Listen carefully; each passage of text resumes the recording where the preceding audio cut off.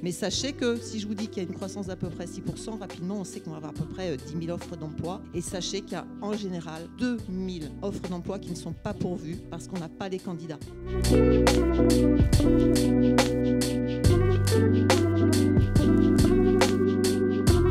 Bonjour à tous, bonjour à toutes, bonjour aux personnes qui nous ont rejoints en ligne. On a le plaisir de vous accueillir sur cette table ronde intitulée « Comment réussir sa reconversion professionnelle dans les métiers du numérique ?» où j'aurai le plaisir d'accueillir 6 intervenants pour partager leur expérience et leur connaissance de cette filière. Donc on aura 2 temps principalement, et puis c'est le fil rouge de toute cette journée autour de la reconversion des métiers du numérique. Vous aurez l'occasion, pour ceux qui seraient intéressés pour aller plus loin, de poser des questions à nos partenaires, que ce soit d'organismes de formation, Pôle emploi, l'APEC ou autres partenaires au cours, à la suite de la conférence ou l'après-midi où on a pas mal d'organisations autour de ces événements. Donc pour introduire, j'ai le plaisir d'accueillir Anne Detouche, Anne-François aussi et Franck Barraud à venir me rejoindre, s'il vous plaît. Merci à vous. Je ne me suis pas présentée, je suis Florence Melou, je suis responsable formation et pédagogique à la Mêlée, qui est donc l'association qui organise cet événement et qui est pour l'organisme de formation agréé Calliope, qui organise pas mal de modules autour des thèmes du numérique. Donc je vais commencer en laissant la parole à Anne, qui pourra peut-être nous donner, enfin qui va nous donner un panorama du secteur du numérique et faire une petite présentation. Je laisse la parole. Ok, bonjour à tous. Merci d'être aussi nombreux, ça fait plaisir de parler devant une belle assistance. Merci à la Mêlée de nous avoir invités aujourd'hui. Sujet important, donc moi je suis Anne Detouche, je suis déléguée régionale de Numéum. Alors qu'est-ce que c'est que Numéum ? Numéum, c'est tout simplement le syndicat qui représente les entreprises de services du numérique. Donc qu'est-ce que c'est qu'une entreprise de services du numérique ? Je pense que dans les 3 mots, vous trouvez toute la signification. Ça veut dire quoi ? Ça veut dire qu'on est au fait de l'actualité des besoins de nos entreprises, qu'on les accompagne pour trouver des solutions. Et aujourd'hui, la problématique de nos entreprises, c'est l'emploi. Trouver des ressources. Aujourd'hui, sur l'Occitanie, on a à peu près, dans les métiers du numérique, comptabilisé 110 000 personnes. C'est à peu près 4% de la population active de l'Occitanie. C'est énorme. Les métiers du numérique ne font que croître. Depuis 12 ans, on a une croissance de l'emploi à hauteur de 5-6%. 2022, ça a été un boom avec 7,9% de croissance. Quand on dit croissance, ce n'est pas remplacer quelqu'un qui part à la retraite, actualité du jour, mais c'est vraiment créer un poste nouveau. Donc cette croissance fait que ce chiffre de 110 000 l'année prochaine, si on a la croissance attendue qui est prévue aux alentours des 5,9%, l'année prochaine, on devrait être à peut-être 117 000, 118 000.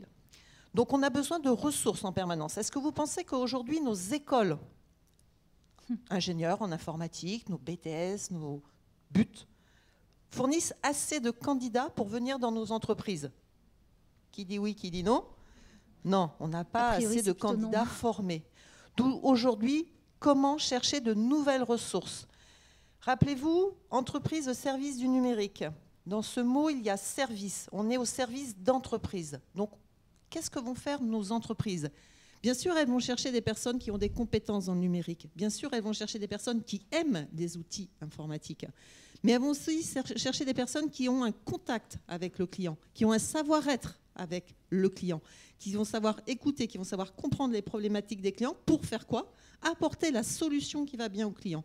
Dans la démarche du recrutement, aujourd'hui, on ne va pas mettre la priorité sur les compétences, on va la mettre sur ces fameux savoir-être. C'est pour ça qu'aujourd'hui, la reconversion, c'est quelque chose de très très fort. On va savoir très rapidement, avec mon acolyte d'à côté qui est très bien entouré, il a 2 ânes autour de lui, c'est rare, donc j'espère qu'on va avoir une belle photo, parce que c'est trop chouette. Ouais, tu es au milieu. Donc vous allez rapidement savoir quels sont les besoins en emploi aujourd'hui sur le territoire, mais sachez que si je vous dis qu'il y a une croissance d'à peu près 6%, rapidement on sait qu'on va avoir à peu près 10 000 offres d'emploi, et sachez qu'il y a en général 2 000 offres d'emploi qui ne sont pas pourvues parce qu'on n'a pas les candidats. Donc on compte sur vous pour venir dans nos métiers.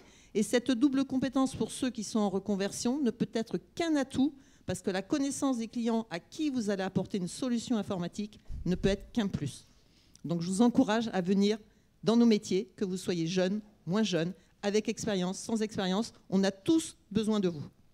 Merci. En tout cas, on est au bon endroit. Et pour faire écho à ce que tu disais en termes d'équilibre, je passe la parole au monsieur de l'Assemblée. Pour compléter ce que tu viens de dire, je pense qu'il faut rappeler certains points, comme par exemple le fait que la région Occitanie est la deuxième région en termes d'emploi dans le numérique après l'Île-de-France. Nous, à Pôle emploi, on a enregistré environ 8000 offres d'emploi sur le dernier semestre 2022. On sait que sur ces 8000 offres d'emploi, la moitié sont problématiques, plus de 55%. On sait que ça va être difficile, qu'on va avoir du mal à capter les profils, qu'on va avoir du mal à trouver les compétences. Alors, c'est vrai que les deux bassins, Toulouse et Montpellier, captent énormément de ces offres d'emploi. Mais voilà, le besoin, il est là, il est présent. Nous, on le trouve tous les jours avec les employeurs qui ont des besoins et pour lesquels on n'arrive pas à trouver de candidats. Est-ce que vous voulez que je parle de la FPR-POE tout de suite ou on parle un petit peu de CEP avant sur les outils, voilà. Sur les outils à Pôle emploi qu'on utilise énormément, j'en ai parlé tout à l'heure dans l'atelier auquel j'ai participé. On a ce qu'on appelle la PMSMP qui permet de découvrir un métier ou de valider son projet professionnel. Donc c'est très facile, c'est très simple, ce sont des petites immersions comme des stages en fait, qui peuvent vous permettre aux personnes qui recherchent dans le secteur du numérique, qui ont déjà peut-être réfléchi aux métiers, aux familles de métiers qui les intéressaient, de faire des immersions. Donc ça s'appelle la PMSMP, il y a un site internet sur lequel vous êtes autonome en tant que demandeur d'emploi, vous avez trouvé un employeur qui veut bien vous accueillir. Le site s'appelle Immersion Facilité. Vous tapez sur un moteur de recherche Immersion Facilité et vous tombez directement sur ce site-là. Donc ça, c'est la première chose. La deuxième chose qu'on utilise énormément aussi, c'est ce qu'on appelle la FPR et la POE. Ce sont des formations de maximum 400 heures où Pôle emploi vient financer de la formation, soit pour des CDD en tutorat pour le cas de la FPR, soit pour des formations de maximum 400 heures avec un centre de formation externe à l'entreprise avec la POE. Donc ça, ce sont vraiment deux dispositifs qui nous permettent, nous, d'aller capter des profils qui n'ont pas tout à fait les compétences et les connaissances du secteur du numérique, mais où nous allons pouvoir, à Pôle emploi, former, accompagner et réussir à peut-être justement aller vers ces profils dont on a besoin, mais qu'on ne trouve pas sur le marché du travail grâce à ce dispositif-là. Alors déjà, en termes de données marché, donc moi je travaille à l'APEC, l'Association pour l'emploi des cadres, qui accompagne d'un côté les entreprises dans leur recrutement de cadres et d'un autre côté les cadres tout au long de leur vie professionnelle, puisqu'on accompagne les jeunes diplômés dans leur entrée sur le marché du travail et ensuite les cadres qui soient en poste, qui souhaitent évoluer ou se reconvertir ou qu'ils soient en recherche d'emploi. Donc, on a d'un côté un marché de l'emploi cadre qui est très très bon. Globalement, on a dépassé en 2022, tout métier confondu, le seuil des 300 000 recrutements en France. En Occitanie aussi, on a dépassé un seuil symbolique des 17 000 recrutements. Et la première fonction qui recrute, c'est la fonction informatique. Alors, on a 20% au niveau national de recrutement cadre, à peu près 60 000 recrutements cadres au niveau national. Et en Occitanie, on est une région également qui est très porteuse en termes de métiers et d'offres d'emploi dans le numérique, comme le disaient Anne et Franck. Au niveau des offres en Occitanie, ça représente 25% des offres, ne serait-ce que les métiers de l'informatique. Et à Toulouse, on est encore au-delà, c'est un tiers des offres. Donc effectivement, si vous avez envie de rejoindre ce secteur, il y a des opportunités. Et en plus, comme le disait Anne, il n'y a pas que la compétence technique qui compte, mais également les soft skills, les compétences transférables pour pouvoir aller vers ces métiers. Seulement, voilà, c'est pas toujours facile de se reconvertir. Nous, quand on interroge notre public cadre, il y a 31% des cadres qui seraient prêts à faire une reconversion, mais seulement 8% d'entre eux qui ont commencé à réaliser une action concrète pour aller vers cette reconversion. Seulement 8%, oui. Et c'est vrai qu'il y a un accompagnement qui est nécessaire pour pouvoir effectuer une reconversion.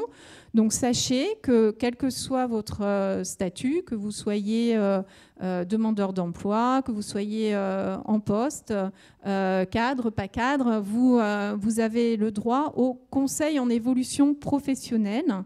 Voilà, on l'appelle aussi le CEP pour aller plus vite dans notre jargon.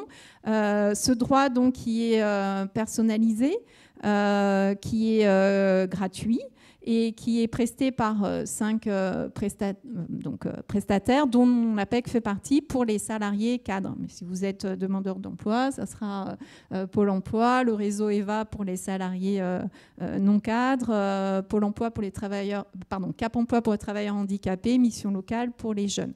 Donc vous avez possibilité de vous adresser à une de ces structures suivant votre statut pour être accompagné dans votre projet professionnel, que ce soit une évolution ou une reconversion. Comment ça va se passer? Il y aura toujours en premier lieu un diagnostic de situation qui sera effectué. Voilà, où vous en êtes, quelles sont vos envies. On mettra en lien avec le marché de l'emploi. Donc là, si vous avez envie d'aller vers le numérique, vous l'avez compris, il y a des opportunités. Et puis, on travaillera avec vous, justement, vos compétences transférables sur ces métiers.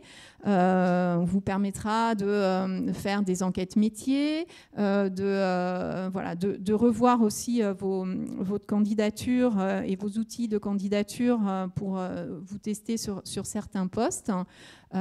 Et dans le cadre du conseil en évolution professionnelle, surtout, on va vous aider à découvrir ou identifier quels sont les dispositifs dont vous avez le droit et qu'a évoqué Franck pour financer une éventuelle formation.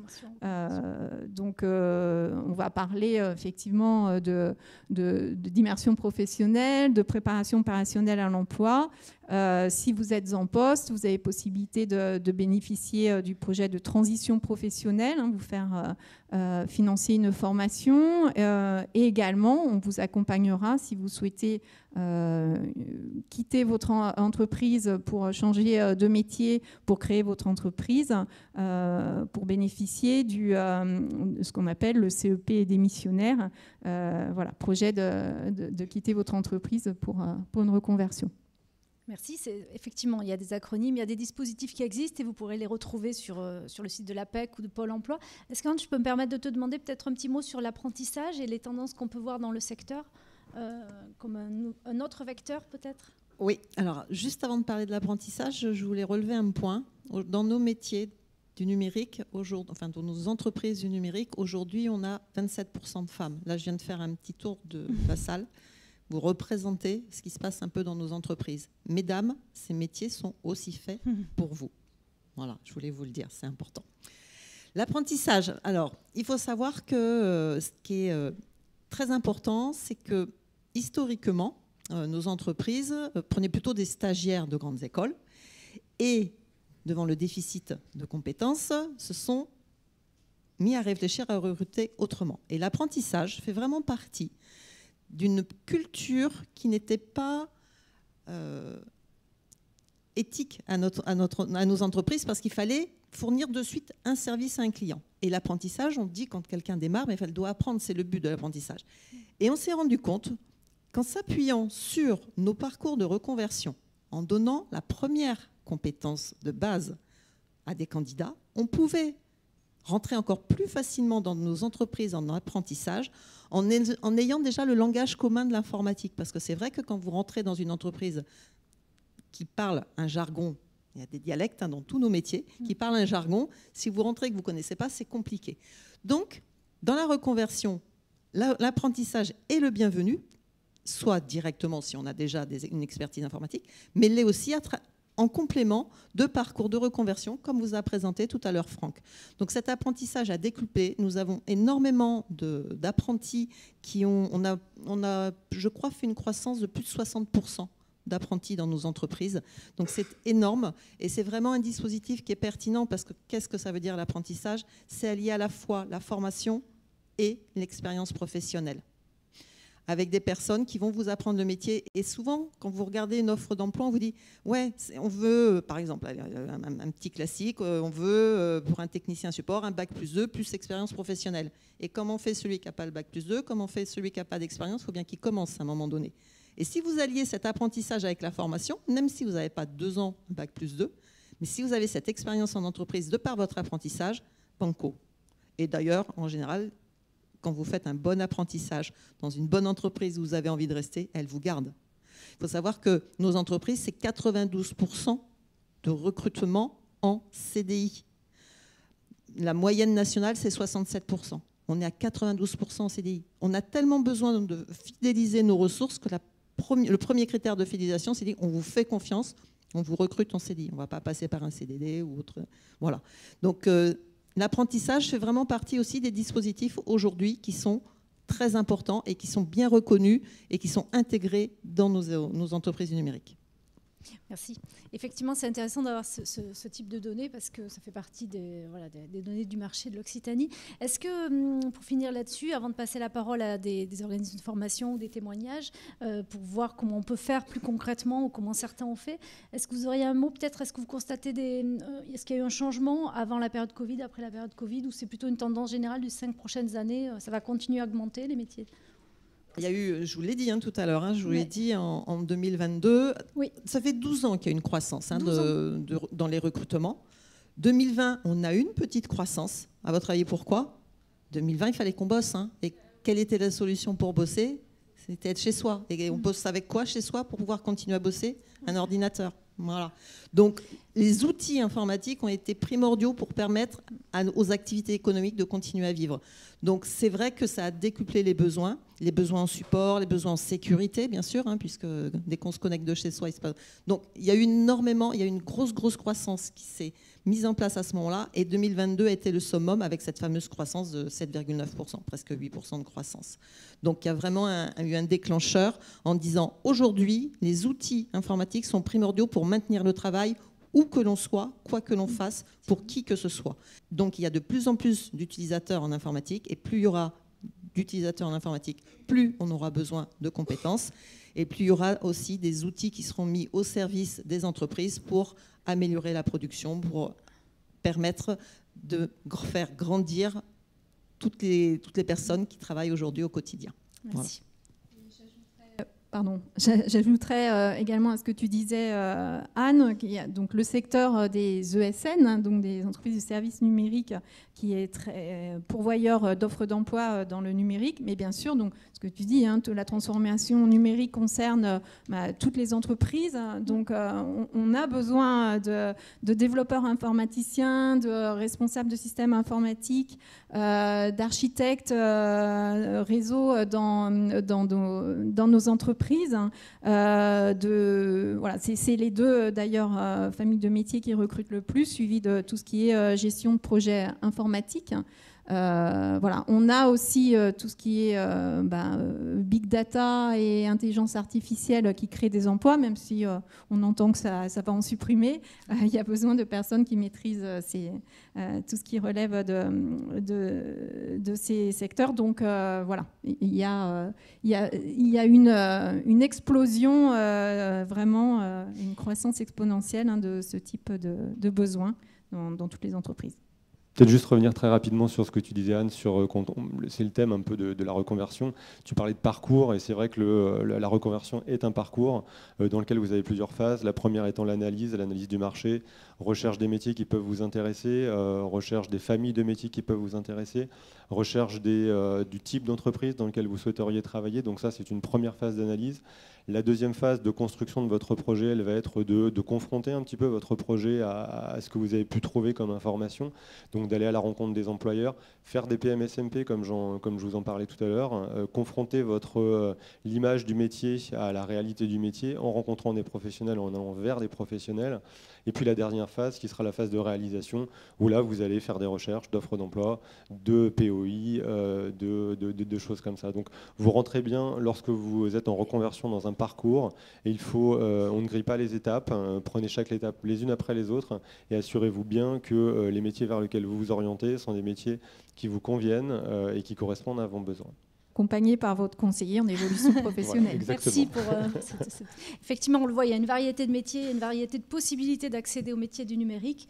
Et avec, je vous le dis en filigrane, mais un principe de réalisme aussi.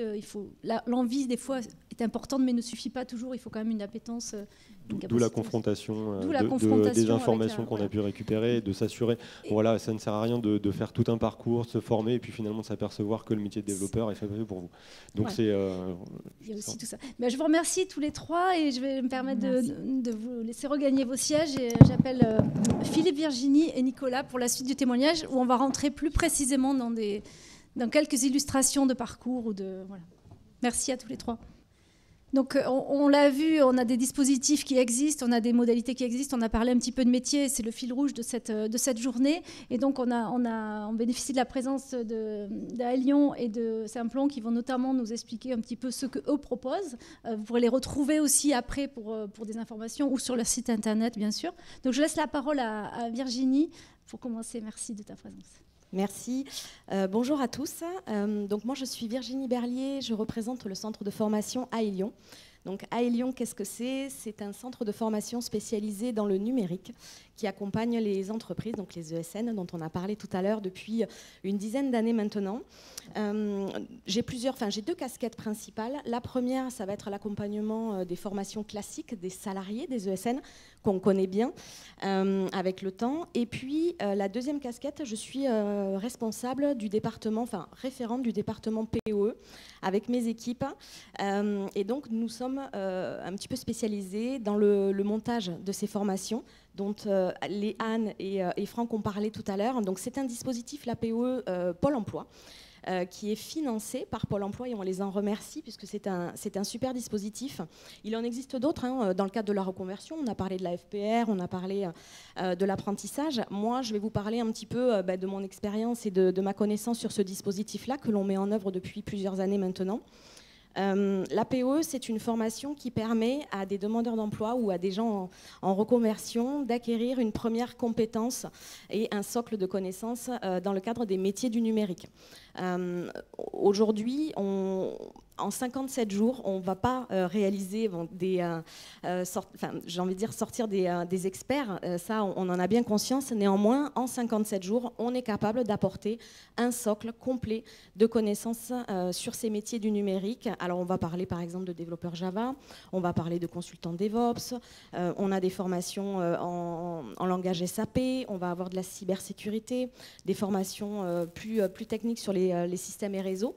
Donc ce sont plusieurs formations qui sont accessibles, quel que soit le niveau d'études. Alors après, selon les formations, on étudie aussi avec vous vos projets professionnels. Je suis entourée d'une équipe au recrutement qui est assez formidable puisqu'on a vraiment cette expertise au recrutement. Dans le cadre de nos formations, on va vraiment s'assurer que ce projet professionnel est le bon pour vous. On va vous faire passer des tests. Il existe des dispositifs en amont qui permettent de vérifier un projet. On va aussi s'en assurer, c'est-à-dire qu'on ne va pas vous faire rentrer sur une formation chez nous si on n'est pas certain que c'est le bon projet professionnel pour vous. C'est important de s'inscrire dans un parcours de formation qui va quand même durer 3 mois, qui est à la fois court mais très intense. Et donc on veut s'assurer que ça soit le bon projet pour vous. Donc on va réaliser quelques tests de sélection et puis on va surtout étudier votre projet et s'assurer qu'il s'inscrit bien dans les métiers du numérique. Et une fois que ce recrutement a été fait, on va vous présenter en fait à nos entreprises partenaires, nos ESN, et puis c'est parti pour 3 mois de formation. On le disait, donc ce sont des métiers qui sont vraiment en expansion. On a aujourd'hui un taux d'emploi de plus de 95% en CDI à la suite de nos formations en POE. On a beaucoup d'entreprises partenaires qui nous font confiance et voilà, donc c'est un très beau dispositif. Voilà. Merci. Tu parlais de formation de 3 mois. Est-ce qu'il y a je présume qu'il y a des compétences qui s'acquérissent en moins de 3 mois plus, c'est la moyenne ou Alors, c'est plutôt la moyenne. Ouais. Sur les métiers du numérique, déjà, 3 mois, ça reste quand même assez court pour apprendre un métier. Comme je l'ai dit tout à l'heure, on ne peut pas prétendre à former des experts au bout de 3 mois, mais ça reste quand même la moyenne. Il faut compter quand même 57 journées. Il y a tout un tas de choses à apprendre, de langage, comme on l'a dit, vraiment. Et puis, nos formateurs ont l'habitude, puisque ça fait quand même plus de 6 ans qu'on met en place des formations, donc ils ont vraiment l'habitude de les amener à la compétence. Voilà. Et ça passe par plusieurs étapes. Donc en général, on est sur des formations de 3 mois. Ouais. Ok, merci beaucoup. Merci à toi. En complément, je te passe le relais, Philippe, sur une présentation de ce que Simplon peut proposer et puis de la formation au sens large. Oui, je voudrais, si tu permets, évidemment, je vais hacker le système, mais souligner, et ce qui a été dit tout à l'heure, c'est que vous avez une chance remarquable d'être en Occitanie, puisque au-delà d'un contexte professionnel qui est extrêmement porteur sur ces sujets en particulier, il y a une région qui investit énormément dans la formation professionnelle et continue et qui, avec obstination année après année, déploie un plan régional de formation dans lequel sont engagés d'ailleurs plusieurs organismes de formation. Alors nous, on en faisait partie, on en a un peu moins aujourd'hui, mais c'est bien, on se challenge régulièrement pour porter des formations qui sont extrêmement complètes, qui couvrent tous les métiers et à tous les niveaux. Donc ça va de l'initiation jusqu'à la construction du projet, enfin au départ à la construction du projet, jusqu'à des formations qui vous amènent même à Bac+7. Je crois qu'il y a 2 formations aujourd'hui dans les lots numériques qui vous permettent d'aller à Bac+5, niveau 7, niveau ingénieur. Donc ça, c'était un premier point. On est au bon endroit. Alors moi, je représente effectivement Simplon. J'ai le bonheur de diriger les activités de cet organisme de formation qui a 10 ans déjà en Occitanie et en Nouvelle-Aquitaine. On est présent dans une vingtaine de pays.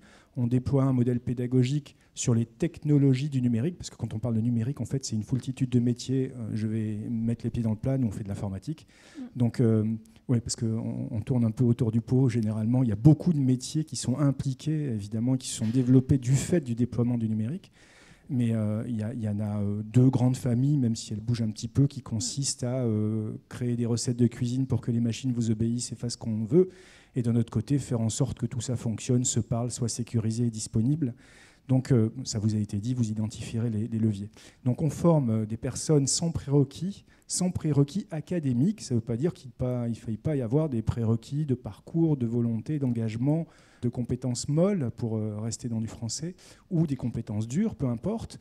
Et on a un panel de formation qui permet de s'initier, de découvrir finalement en un mois. C'est un programme qu'on déploie avec une jeune entreprise qui s'appelle Apple. Tous les mois à Toulouse, vous pouvez passer un mois à découvrir un panel de métiers du numérique, justement, du design à la programmation jusqu'à la production de contenu, ce qui vous permet d'identifier aussi ce qui vous intéresse. J'insiste sur le fait, ce n'est pas une phase de promotion, c'est que notre modèle économique chez Simplon fait que l'ensemble des formations sont prises en charge, donc c'est totalement gratuit pour les apprenants. Passons. Deuxième principe de formation, parce que c'est important, c'est aussi une proposition qu'on vous fait, c'est d'identifier si vous êtes prêt pour l'alternance, ça a été dit tout à l'heure, c'est-à-dire des process qui sont possiblement un peu plus longs, moyennant une phase intensive initiale, souvent en collaboration avec les OPCO et Pôle emploi, qui permettent que cela existe et qui vous donnent les clés pour être opérationnel et disponible dans les entreprises. Donc de l'alternance, c'est plus long. C'est une alternance parfois qui est difficile à mener entre le professionnel et l'académique. On peut avoir des difficultés, mais ça peut vous correspondre. Et puis ça permet une rémunération, ce n'est pas anecdotique, donc on en fait. On déploie ça dans toute la France, en distanciel, en présentiel ici, sur des métiers clés. Si vous voulez vous orienter vers les réalités mixtes et pourquoi pas les métaverses avec Meta, si vous voulez travailler dans l'intelligence artificielle, le traitement de la donnée, le cloud, voilà, on s'attache à la cyber aujourd'hui. On travaille aussi avec quelques entreprises qui nous permettent de construire des programmes pertinents en alternance. Et puis il y a des phases intensives aussi, elles ont été dites tout à l'heure, qui existent, qui ont été détaillées là, 2-3 mois, ou plus longues, dans le cadre du plan régional de formation, qui vous permettent de faire 12 mois, par exemple, en intensif, dont 3 mois de stage en entreprise. Donc il faut que ça vous convienne, en fait, la durée, la modalité, en fonction de ce que vous êtes, de votre parcours et de votre capacité d'engagement, et de vos possibilités aussi de rémunération pendant la période. Voilà, donc nous, on propose effectivement, comme nombre d'organismes de formation, un panel de choix qui permettent d'atteindre des métiers.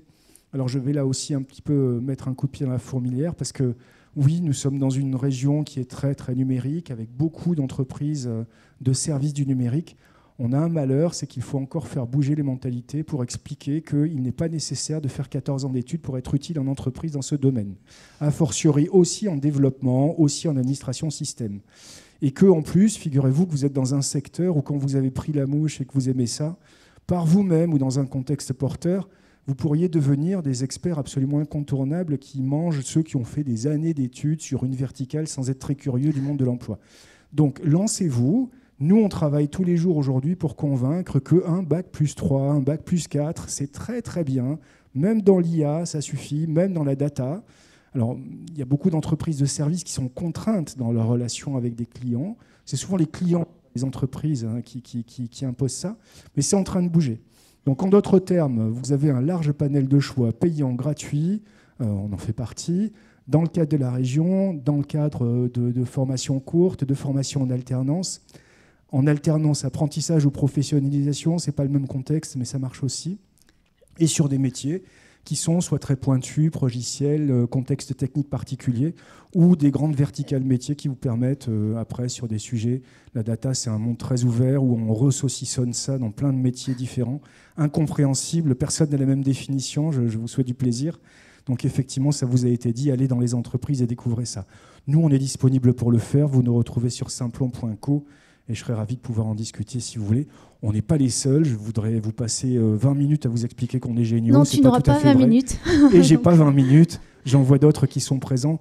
Profitez du fait qu'il y a un choix extrêmement large qui vous correspond, qui vous permet de réussir. Voilà. Et en complément à ce que tu dis, certains d'entre vous étaient ce matin à la table ronde sur la formation et notamment la région. Il y a un site intéressant qui s'appelle Me former en Occitanie que je vous invite à découvrir. Me former en région. Si tu tapes alors, Me former en Occitanie. Comme nous a dit ce matin le conseil numérique de la mêlée, les deux marchent. Donc j'aime bien le mot Occitanie. Moi, je vous conseille, quatrième pied dans la fourmilière, je vous conseille d'en parler à vos conseillers Pôle emploi. Parce que le site est assez touffu, pour ne pas dire super bordélique, pour s'y retrouver. Voilà. Bon, donc merci à tous les deux et je voulais passer la parole à Nicolas pour nous témoigner de son expérience et des conseils. Donc c'est toujours intéressant d'avoir des gens qui parlent de ce qu'ils ont vécu, de leur parcours qui est certainement jalonné d'obstacles, mais voilà, et de où tu en es aujourd'hui, Nicolas, si tu veux. Oui. Merci. Alors bonjour tout le monde.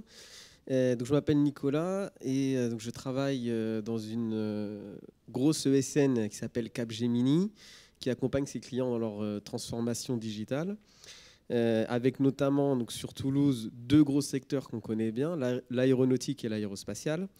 Ça fait 4 ans maintenant que je travaille à Capgemini, donc suite à une reconversion professionnelle. J'ai commencé développeur Java et aujourd'hui, donc 4 ans après, je suis responsable technique sur mon projet dans l'aérospatiale. Et formateur composant sol sur un segment mission, donc ça c'est du jargon de l'aérospatiale. Autrement dit, je vais former des opérateurs satellites à leur métier. Donc ça c'est un peu une exception dans le monde des ESN, c'est que j'ai saisi l'occasion sur mon projet de monter en compétences, donc en plus déjà des compétences de développeur que j'avais et que j'ai renforcées dans mon expérience à Capgemini. J'ai acquis ces nouvelles compétences-là. Donc vous voyez, c'est une constante évolution. C'est un secteur, c'est un métier où en fait, ce n'est pas un métier au singulier. Voilà, c'est au pluriel. Il y a toujours possibilité d'évoluer dans ces ESN, dans ce monde du numérique qui offre pas mal d'opportunités de mettre plusieurs cordes à son arc. Alors, j'ai retrouvé une casquette de formateur. Puisque avant j'étais prof, j'étais enseignant en SES, sciences économiques et sociales, au lycée. Donc, rien à voir avec le métier de développeur et de l'informatique. Donc c'est ce que j'appelle une vraie reconversion, dans le sens où j'ai changé complètement de secteur, même si le fil rouge, ça a été toujours cette idée de transmettre les choses, de former les gens.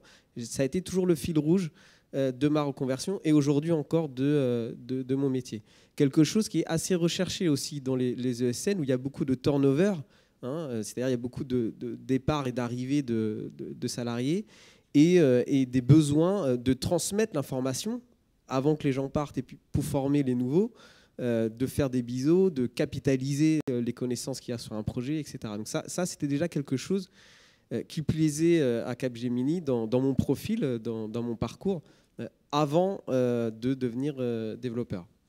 Et que j'ai mis en avant à cette occasion-là. Alors, comment je suis arrivé jusque-là? Donc, juste quelques étapes de mon parcours que je vous partage. Donc, mon point de départ, c'est Pôle emploi avec un dispositif qui s'appelait Active Projet, où j'ai fait un bilan de compétences. ensuite un stage d'immersion d'une semaine donc, dans une ESN sur Toulouse. Une fois que j'avais le tampon validé sur mon projet, j'ai démarché des écoles, des centres de formation. J'ai passé donc, des fameux tests dont on vous a parlé. Donc c'est souvent des tests de logique voilà, qui permettent de vérifier un certain nombre de choses pour rentrer dans ce monde qui a une certaine logique. Et puis j'ai été sélectionné et j'ai choisi, parce que du coup j'ai été pris à plusieurs endroits, j'ai choisi l'AFPA, qui à l'époque avait un financement de la région, et à côté j'avais un financement de Pôle emploi qui me permettait de quoi vivre tous les mois, quoi. Donc cette formation à l'AFPA s'est déroulée sur 9 mois, dont 3 mois de stage que j'ai fait à Capgemini, et je suis resté depuis. J'ai été embauché directement à la suite de mon stage. Pour vous donner une idée de la durée, quand on disait que la reconversion c'est un parcours, c'est un cheminement, début de mon bilan de compétences décembre 2017, réponse de l'AFPA comme quoi j'ai été pris août 2018, début de la formation septembre 2018, embauche finale après mon stage à Capgemini, juillet 2019. Voilà. Bon, après, il y a plusieurs types de formations, plusieurs dispositifs. Ce n'est pas les mêmes durées selon les dispositifs. Mais voilà, juste pour montrer que la reconversion professionnelle, c'est un cheminement avec des étapes à passer. Il ne faut pas les griller et il faut se préparer dans sa tête. Voilà, ce n'est pas quelque chose qui se fait en claquant des doigts du jour au lendemain. J'ai utilisé ma période de chômage parce que j'étais au chômage quand j'ai commencé cette reconversion, le bilan de compétences. Donc avec des droits que j'avais acquis, j'ai utilisé ce temps-là, cette période-là, pour me reconvertir. Quelques conseils non exhaustifs sur la base de mon expérience que je veux bien vous partager. Donc il y a sûrement aussi d'autres conseils, d'autres expériences à prendre en compte. Le premier, c'est réflexion personnelle de votre côté, et ayez une idée de départ. Une idée, vous visez un secteur, vous visez un métier, ou même une compétence que vous n'avez jamais eu l'occasion de mettre en avant dans votre métier, et là, vous partez sur cette compétence, vous voulez peut-être mettre en avant dans un nouveau métier. Cette idée de départ, elle sera validée ou pas dans votre processus de reconversion, que ce soit par un bilan de compétences ou d'autres choses, mais c'est un point de départ. Moi, par exemple, le début de ma reconversion, je ne savais pas que je voulais être... je visais pas forcément le métier de développeur d'informatique, que je ne connaissais pas du tout. J'étais très attiré par le secteur de l'aéronautique, l'aérospatiale. J'étais plus ou moins astronome amateur, et c'est un secteur qui m'intéressait, qui me passionnait un peu depuis longtemps. Rien à voir avec mon métier de prof dans l'éducation nationale avant. Et j'avais tenté un concours à l'ENAC, je n'ai pas réussi, bon, c'était un échec, qui fait partie du parcours. Et le bilan de compétences, ça m'a permis de trouver ma porte d'entrée. Et ma porte d'entrée dans le monde de l'aéro, ça a été l'informatique. Voilà. Et c'est le bilan de compétences qui m'a permis de trouver ma porte d'entrée. La reconversion, c'est comme un long couloir, vous avez des portes à gauche et à droite. Au début, vous allez essayer, il y a des portes qui sont fermées, mais il y a forcément une porte qui est ouverte pour vous à un moment donné. Et il faut la trouver. Voilà. Donc, trouvez votre porte d'entrée. Il y en a une. Un deuxième conseil, lié à ça, trouvez votre dispositif de financement et de formation. Donc pour ça, il faut répondre aussi quand même à certains critères. Vous savez qu'en France, on aime bien mettre les gens dans des cases, donc il faut rentrer dans une case pour avoir un dispositif, un financement, trouver une formation. Mais ce n'est pas juste selon votre situation, c'est aussi à vous de créer votre propre situation pour rentrer dans la bonne case et avoir en tête les critères attendus justement de ces dispositifs qui vous correspondent le plus ou le mieux. Et ça sera la même chose, ça sera la même démarche à l'issue de votre formation, à l'issue de votre reconversion, c'est-à-dire d'avoir en tête les critères attendus sur ce marché de l'emploi du numérique qui va vous aider à faire votre CV et préparer vos entretiens d'embauche après votre formation. Qu'est-ce qu'on attend de moi en tant que développeur junior, par exemple, en tant que débutant dans ce monde du numérique? Un troisième conseil, battez-vous pour vos idées. C'est un peu bateau comme ça, mais battez-vous pour vos idées de reconversion. même si à un moment donné, dans votre parcours de reconversion, vous êtes en désaccord avec votre conseiller, ça peut arriver, sur l'idée de la reconversion, bah, peut-être battez-vous, montrez-lui que en fait, c'est vraiment ça que vous voulez faire. Mais montrez-lui, démontrez-lui, soyez actif, faites des démarches, le stage d'immersion, la recherche sur le métier, etc. C'est pas juste dire je veux faire ça comme métier. Et ça sera la même chose, ça sera le même état d'esprit dans votre métier, dans l'informatique plus tard. C'est-à-dire face à des clients ou même à votre chef de projet, il y a tout le temps des débats, il y a toujours plusieurs solutions possibles à un problème informatique. Et ben, peut-être que vous avez une idée de solution que les autres n'ont pas.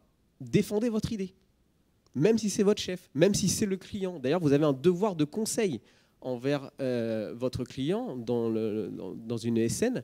Donc, si vous voyez que le client propose quelque chose qui n'est pas forcément la meilleure des solutions, dites-lui, battez-vous pour vos idées.